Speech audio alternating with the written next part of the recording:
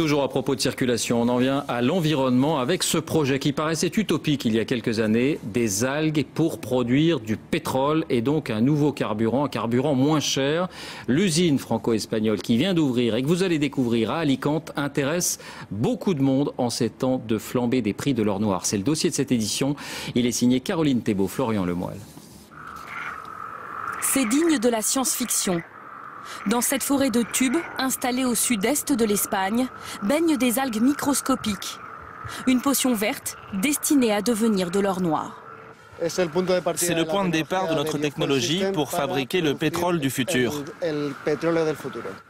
Pour réussir ce pari, des ingénieurs français et espagnols ont élaboré une recette étonnante, gardée précieusement dans ces tubes de 8 mètres de haut. À l'intérieur donc, des algues, 100 fois plus petites que des grains de sable. Des algues chargées de soleil, car ici à Alicante, il fait beau 300 jours par an. Ajoutez enfin du gaz carbonique. Facile, l'usine d'à côté rejette du CO2 récupéré par un simple tuyau.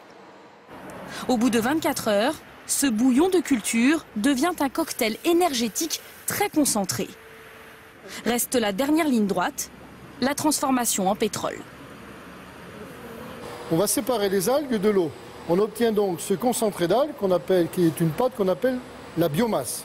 Et cette biomasse verte, on va la soumettre à des fortes pressions et des fortes températures pour obtenir le produit énergétique qui est le biopétrole. À terme, cette usine de biopétrole pourrait s'étendre sur 40 hectares. De quoi, selon les ingénieurs, produire l'équivalent de 230 000 barils de pétrole par an. C'est environ ce que consomment 21 000 Français chaque année.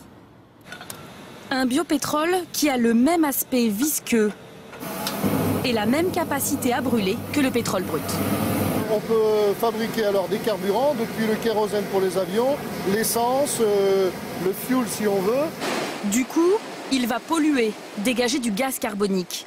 Mais comme ce pétrole est aussi fabriqué à partir de CO2 récupéré de l'usine voisine, il dépollue.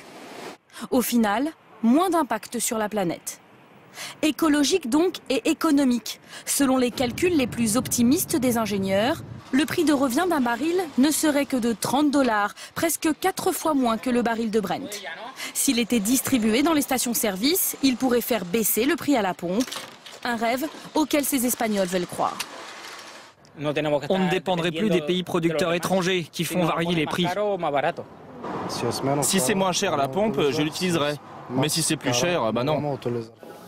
L'homme à l'origine de cette technologie est français et il travaille déjà sur un projet dans l'Hexagone. La région PACA, Marseille, c'est des zones qui sont idéales. D'accord. Le problème, c'est que plus on monte dans le nord, moins on a de radiation solaire. Donc les rendements sont plus faibles. Mais encore dans le sud de la France, les rendements sont quand même suffisants. Ce projet franco-espagnol est loin d'être le seul. Les États-Unis, l'Australie, l'Italie planchent aussi sur du pétrole élaboré à partir de micro-algues. Face à la flambée du prix de l'or noir, la guerre de l'or vert est ouverte. Caroline Thébault qui nous a rejoint sur ce plateau. Bonsoir Caroline, car une question vient à l'esprit, cette expérience peut-elle être généralisée ? Eh bien David, d'abord il faut de l'argent, 50 millions d'euros minimum pour monter une usine avec cette technologie. C'est un premier verrou, mais apparemment plusieurs industriels français et étrangers sont intéressés et envisagent d'investir. Mais il y a d'autres obstacles. Il faut, vous l'avez vu, de l'eau, du soleil, donc ce n'est pas possible partout. Enfin et surtout, il faut voir ce que ce projet va donner à grande échelle. L'usine que vous avez vue dans le reportage ne s'étend actuellement que sur 1 hectare. Et il a déjà fallu 5 ans en laboratoire pour en arriver là.